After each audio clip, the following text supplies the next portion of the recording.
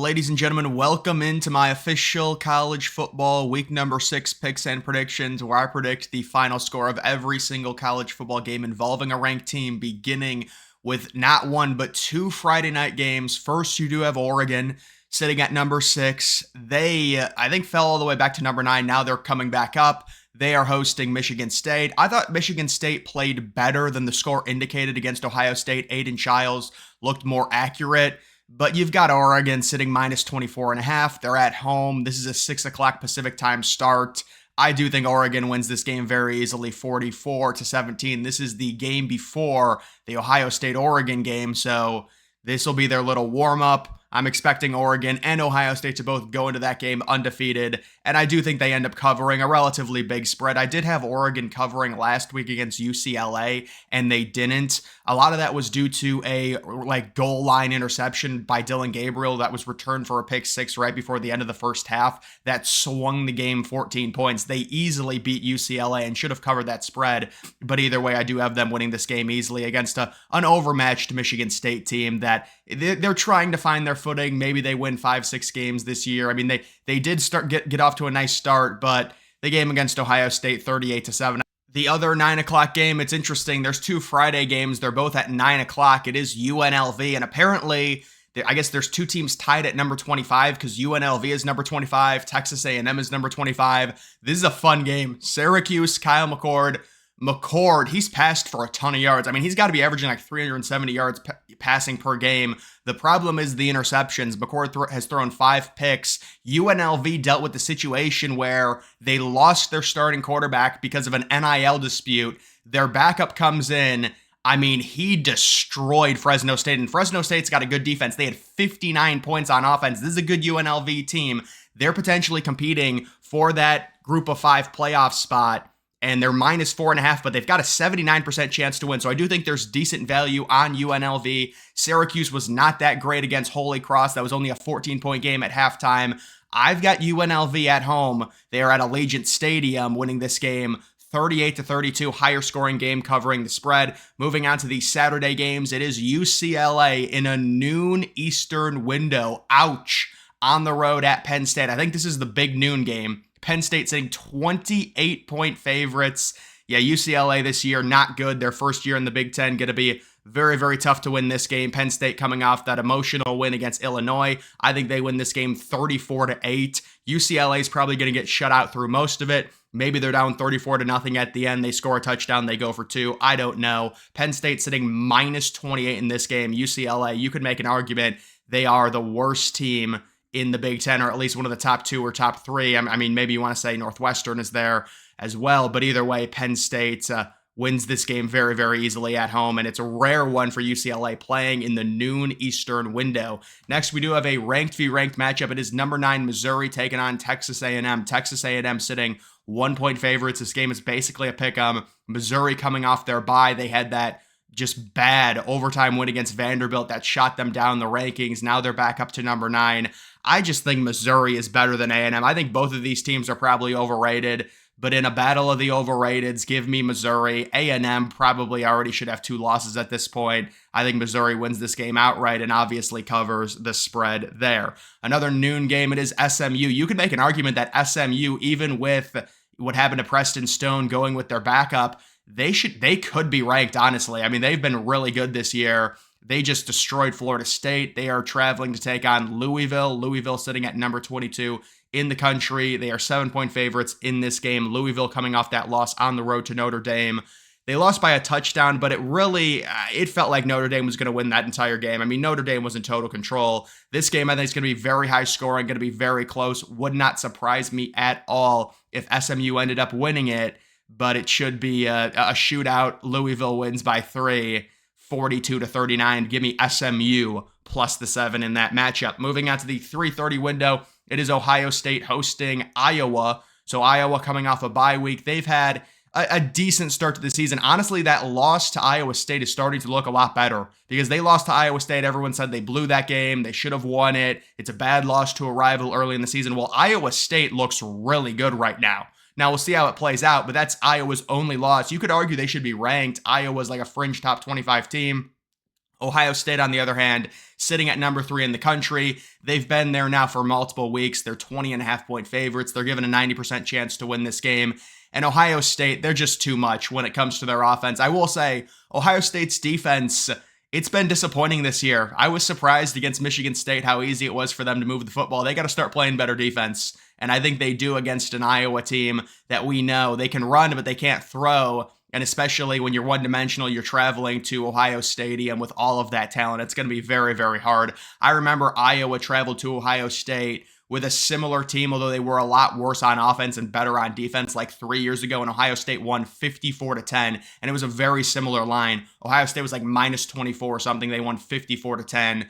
I think they win this game 45-7. The Buckeyes, Jeremiah Smith, just ridiculous. Emeka Ibuka, Carnell Tate, the running backs, Henderson, Judkins, Will Howard has been fine. He's a veteran presence. I mean, they are just completely loaded. And when you face a team like Iowa, it's just such a mismatch, and you're at home. It's going to be very likely an easy win, and I think they cover that 20.5-point spread. Next, you do have Georgia back home. They will be hosting Auburn. Auburn sitting at 2-3 on the year. Georgia, 23.5-point favorites. I think there's going to be a lot of money that gets bet on Georgia. Everyone sees this as probably a get-right game for them. They were losing 28-0 to Bama. They come all the way back, take the lead, and then lose that game late. It was a very nice effort, 41-34. They're still number 5 in the country. Their season is not over by any means, and I think they crunch Auburn 48-10 and easily cover that 23.5-point spread. People, they like to rag on Carson Beck. I mean, still going on the road, throwing for over 400 yards. He's still a solid quarterback, and certainly against an Auburn team,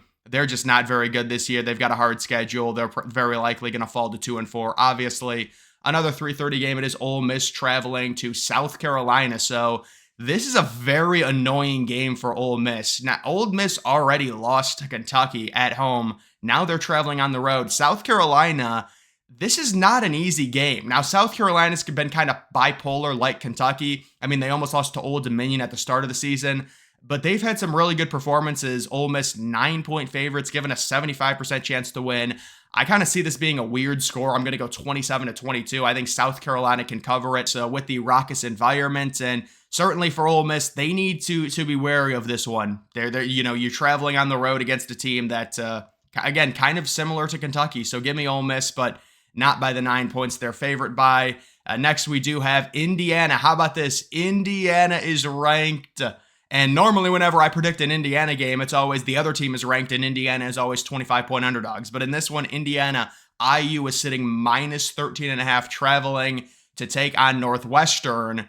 I believe this game is being played at that kind of makeshift field with a very small capacity right next to Lake Michigan.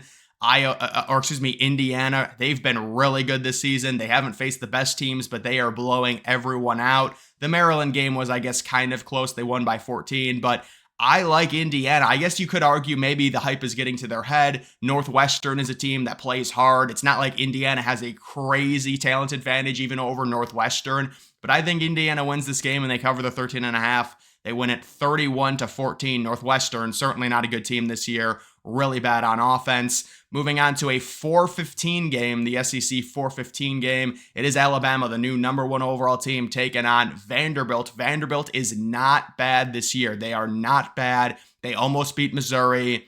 They've played well. They're turning their program around.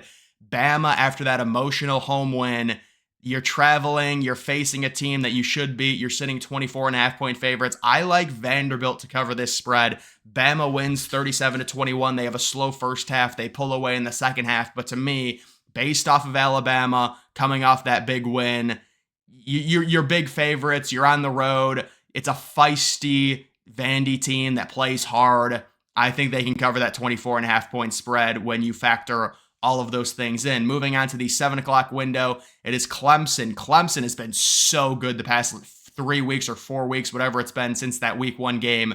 They are covering every spread with ease, and they are sitting minus 15.5, traveling to take on Florida State in Tallahassee. Florida State, it's been a horrible season. If you look at Florida State's schedule, they legitimately could go 2-10 or 3-9. The only guaranteed win they have is against like Charleston, the FCS team. I think it's Southern Charleston or something.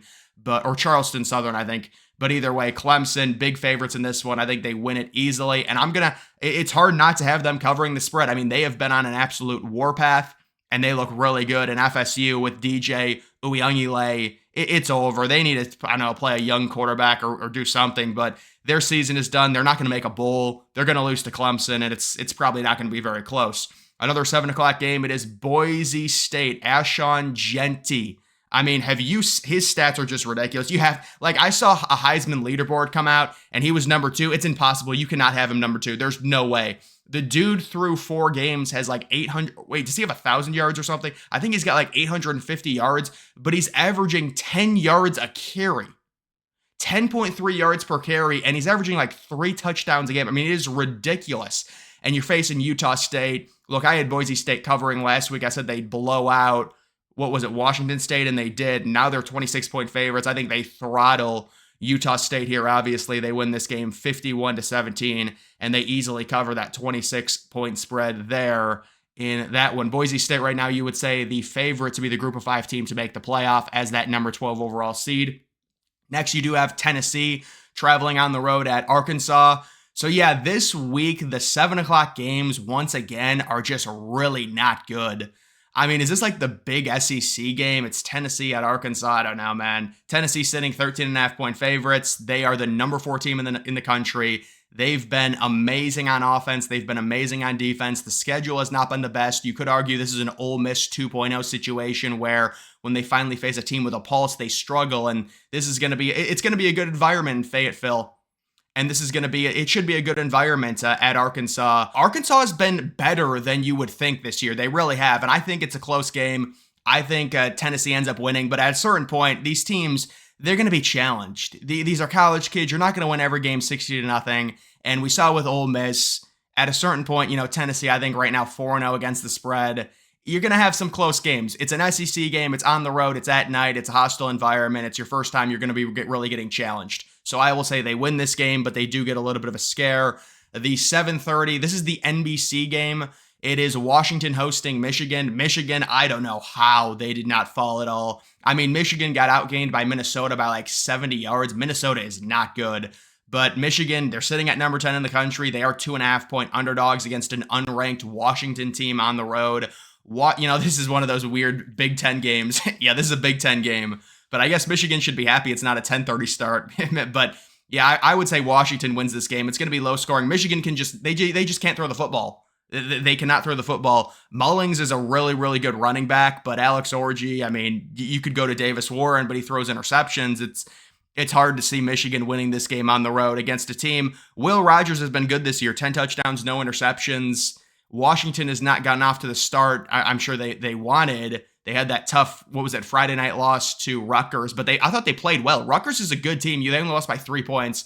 So I think Washington wins this game. It's lower scoring, of course. They barely cover the 2.5-point spread there. Another 7:30 game. It is USC traveling to Minnesota. This game is on Big Ten Network. I like USC. I had USC covering last week. They kind of had a scare in the first half against Wisconsin, but then they crushed Wisconsin in the second half and easily covered a 13.5-point spread. Now they're 9.5-point favorites against the Minnesota team who did play well in the Big House. They did play well in Ann Arbor, but give me USC to win this game easily. They're going to cover that 9.5-point spread. Traveling to Minnesota 34-20. They've just got way more talent. They're a lot better this year on defense, and they win this game relatively easily. Next, we do have Baylor traveling to Iowa State. Iowa State sitting 13-point favorites. Iowa State, one of the best defenses in college football. You could argue they're the best team in the Big 12 right now based on how they've been playing.